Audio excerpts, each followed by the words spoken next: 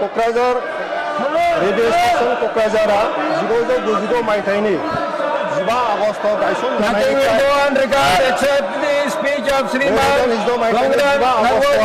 नैजिस्नि बोसोर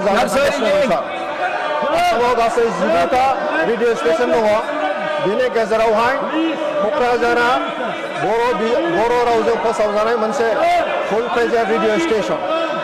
सार गायसनजेननायनिफ्रायनो बे रेडिअ स्टेशननिफ्राय बर' रावजों रादाब मेथाइ थुनलाइ सावरायनाय बायदिसिना फोसावबोदों आरो दिनैसिम फोसावगासिनो दङ सार 1999 मायथाइनि 15 आगष्टआव गायसनजानायनिफ्राय बे रेडिअ स्टेशनाव मोननै सेक्सन सोलिबोदों बे प्रधान सेक्सन आरो इन्जिनियारिं सेक्सन मोननैबो सेक्सनाव थोजासे मावख'गिरि गैयैनि थाखाय बे रेडिअ स्टेशना मोजाङै सोलिनो हायाखै आरो दिनैसिमबो बे रेडिअ स्टेशनावहाय इन्जिनियारिं सेक्सनावहाय डेपुटि डाइरेक्टर सासे डाइरेक्टर इन्जिनियार सासे स्टेशन इन्जिनियार सासे आरो बेनि अनगायै प्रग्राम सेक्सनावहाय रेडिअ स्टेशन डाइरेक्टर सासे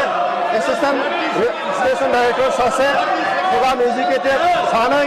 ट्रान्समिसन एजुकेटिभ साथाम एनाउन्सार साथाम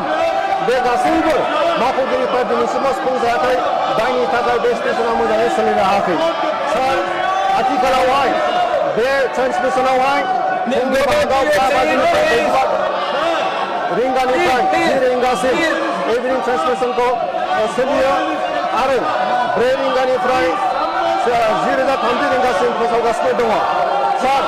क'क्राझार आकाशबाणीखौ आबुं महर होनानै सामलायनो थांखि